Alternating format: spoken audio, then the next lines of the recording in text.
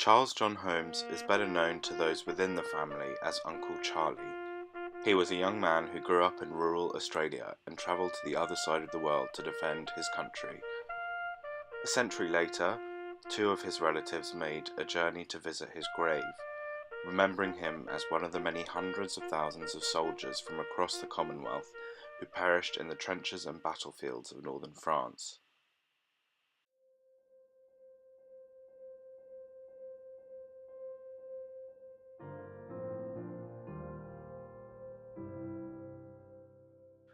Charlie was born in 1895, and like many of the Holmes men, he showed great spirit as a hard worker and an active member of the local football club.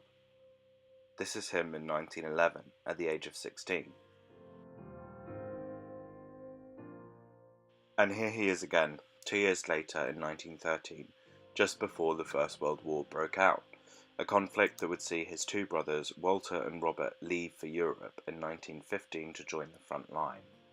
They were so horrified by what they saw, they wrote back to the family to say, "Don't let Charlie come." But family legend has it that by the time the letter arrived to their home in Ballina Park, Uncle Charlie had already enlisted. Charlie's letters home give an idea of the beauty of the landscape and the horror of the battlefield. Here he says, "We are having very nice spring weather. Some of the days are beautiful. The feed is beautiful, and grass is in abundance and up to your knees." But later in the same letter he writes, "The night of a big bombardment, a big shell burst above our heads, and several of us got hit. I had on a steel helmet, which we always wear when we're in the trenches, and a lump of shell struck me on the back of the head and put a hole in the helmet. It never cut my head.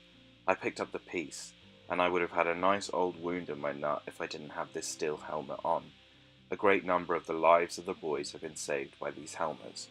If I have the luck to get through, I intend to bring home the piece of shell and the helmet so that the people can see for themselves."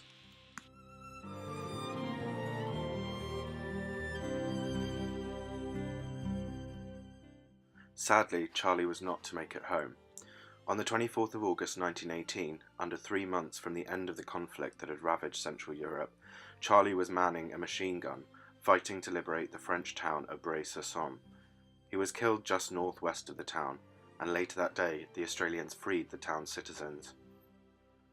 He was buried where he fell, and later was repatriated to the Bray Vale British Cemetery.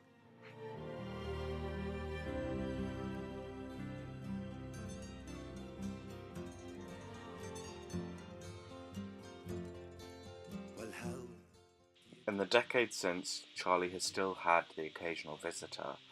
Every so often, one of a handful of relatives has been to visit his grave.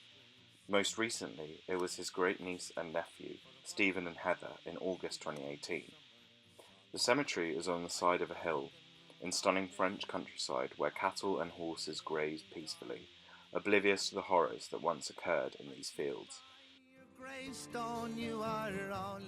In Heather's words, there could be no greater resting place for a boy from the bush. In 1916, I hope you died well, and I hope you died clean.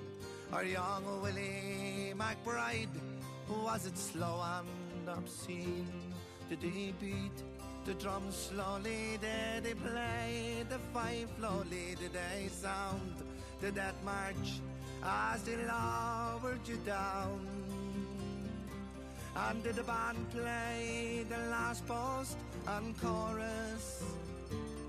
Did the pipes play the flowers of the forest?